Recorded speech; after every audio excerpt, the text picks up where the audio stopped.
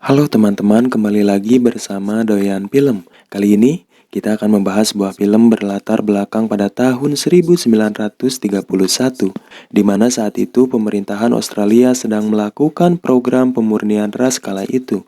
Film ini memang diangkat dari kisah nyata, sebuah rasisme yang pernah dilakukan oleh pemerintahan Australia terhadap ras kulit hitam. Sutradara Elip Noyce kembali mengangkat kisah ini dalam sebuah film karyanya yang berjudul Rabbit Provence. Meski mendapatkan tolakan setelah perdana pemutaran film ini di sebuah kota bernama Jigalong, karena menurutnya film ini memang mengandung unsur rasisme sehingga pemerintahan Australia meminta maaf atas penayangan film ini. Sebelum masuk ke alur pembahasan, saya selalu mengingatkan video ini adalah konten full spoiler. Jadi mohon maaf jika dalam penyampaian saya yang kurang baik. Tanpa spoiler di awal, dan inilah film Rabbit Provence.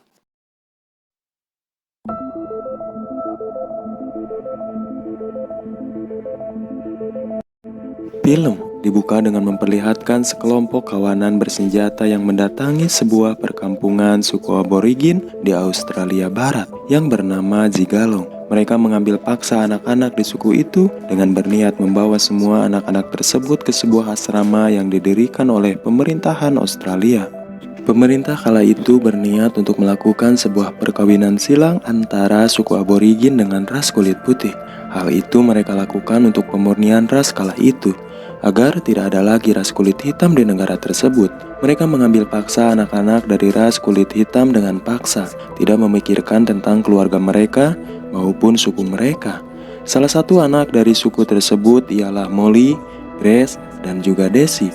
Mereka diambil secara paksa oleh orang itu dan membawanya ke sebuah asrama yang didirikan oleh pemerintahan saat itu, dididik dan juga menjalankan semua attitude yang selalu dilakukan oleh ras kulit putih.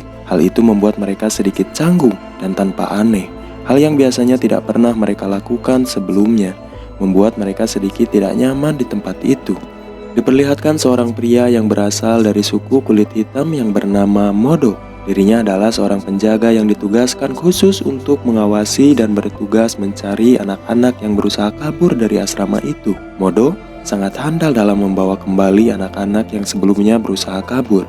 Rupanya, dari salah satu anak yang berada di asrama tersebut adalah anak Modo. Ia pun tidak bisa berbuat apa-apa, mematuhi dan menjalankan tugas yang selalu diperintahkan oleh atasannya yang selalu ia lakukan.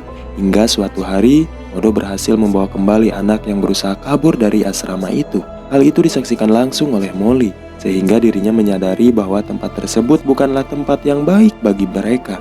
Rasa kerinduan kepada ibu dan keluarganya menambah rasa untuk pergi dari tempat tersebut. Molly mengajak adiknya Grace dan juga Desi untuk pergi dari asrama itu. Namun, rupanya Grace dan Desi sepertinya menyukai dan merasa nyaman berada di tempat itu. Molly mencoba menjelaskan bahwa di tempat itu bukanlah tempat untuk mereka. Akhirnya, Grace dan juga Desi mengikuti dan percaya atas ucapan Molly.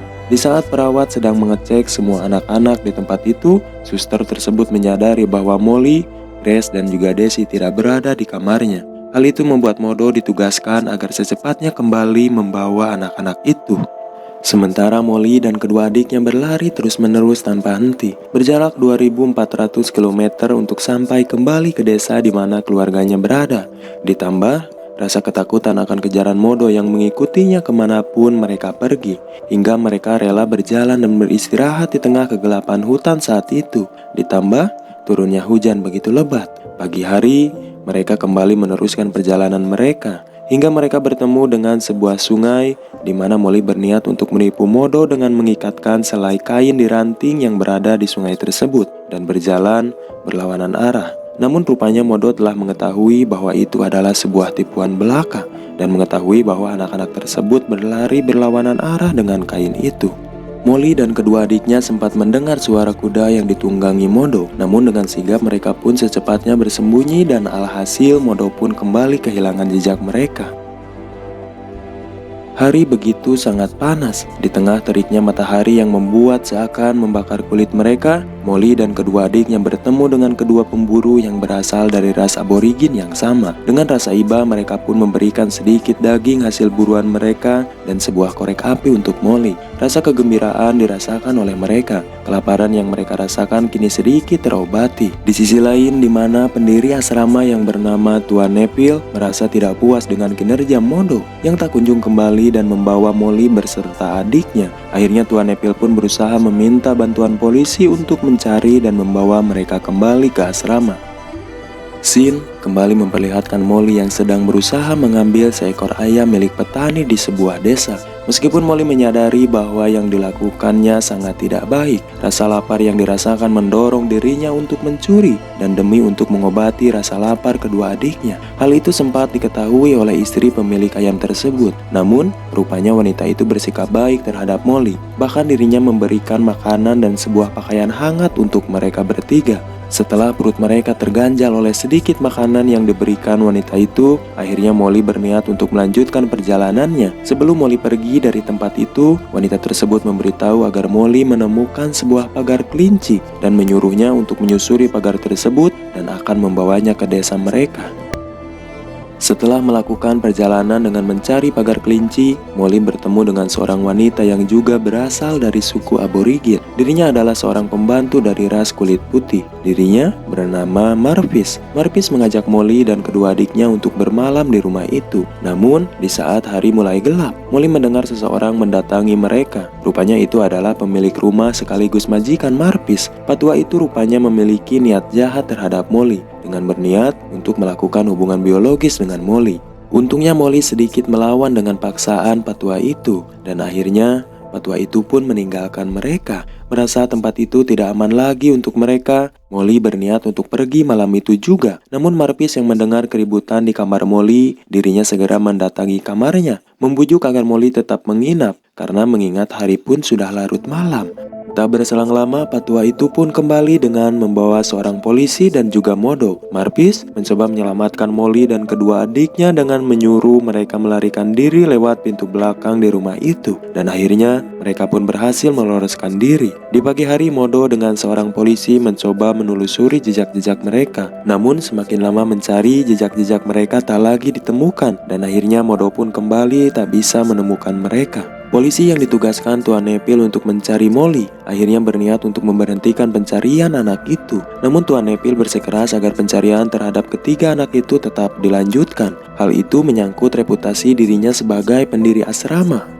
Molly yang selalu berjalan tanpa henti demi kembali ke desa di mana dirinya dibesarkan. Lagi-lagi mereka bertemu dengan seorang pria yang berasal dari suku yang sama dengan mereka. Pria tersebut memberikan sedikit makanan dan juga mengajak mereka ke sebuah desa yang tak jauh dari situ, yang bernama Desa Waluna. Namun Molly merasa pria tersebut memiliki niat jahat terhadap mereka. Grace yang terbujuk dengan ucapan pria itu untuk ikut ke desa Waluna. Molly dan juga Desi mencoba membujuk Grace agar tidak mempercayai pria itu. Namun Grace tetap saja tidak mendengarkan Molly dan akhirnya mereka pun terpisah untuk pertama kalinya. Setelah berjalan begitu lama, Molly yang tak tega membiarkan Grace sendirian di bawah pria itu, akhirnya Molly mencoba menyusul Grace dan menemukan Grace yang berjalan seorang diri tanpa pria yang membawanya. Rupanya pria itu memang sengaja membawa Grace untuk ditangkap oleh polisi yang mencarinya. Hal itu disaksikan langsung oleh Molly dan juga Desi, membuat mereka begitu sedih dan merasa tak percaya. Bagaimana mungkin orang dari kaum yang sama rela menjebak kaumnya sendiri? Setelah 3 minggu kejadian penangkapan Grace, polisi yang mencari Molly akhirnya mencoba memberhentikan pencarian itu. Dan Modo yang mendengar hal itu, dirinya tersenyum mengingat begitu gigih dan tak kenal putus asa yang dimiliki oleh kaumnya sendiri. Tuan Neville rupanya masih saja berusaha membawa kembali Molly dan juga Desi. Dirinya menyuruh salah satu orang kepercayaannya yang bernama Rick untuk pergi dan menunggu kepulangan Molly di desanya dan kembali membawa mereka ke asrama. Molly dan juga Desi terus saja berjalan tanpa menyerah, meskipun rasa kelaparan dan kehausan menjadi tantangan bagi hidup mereka. Semua itu tidak membuat rasa kerinduan untuk pulang di hati mereka sirna. Berjalan tanpa lelah menyusuri tiap gurun yang gersang yang disinari oleh teriknya matahari. Di sisi lain, rupanya Rick telah berada di desa di mana ibu dan neneknya Molly berada, menunggu dan berharap secepatnya dirinya menangkap dan membawa Molly kembali ke asrama. Di saat Rick sedang berjalan-jalan ke sebuah hutan, dirinya bertemu dengan ibu dan neneknya Molly sembari membawa sebuah tombak di tangannya. Rick sedikit waspada dan timbul rasa takut yang menyelimuti dirinya. Seakan semua yang dilihat Rick begitu mengerikan. Akhirnya, dirinya secepatnya meninggalkan tempat itu dan kembali ke asrama. Bertepatan dengan kepergian Rick, malam itu juga Molly dan juga Desi kembali ke desa di mana dirinya dibesarkan. Ibu dan juga neneknya yang melihat kepulangan anak-anak mereka merasa kebahagiaan yang begitu tak terhingga. Luapan air mata tak lagi terbendung melihat sang buah hati kembali ke pelukan mereka. Lalu, film pun selesai.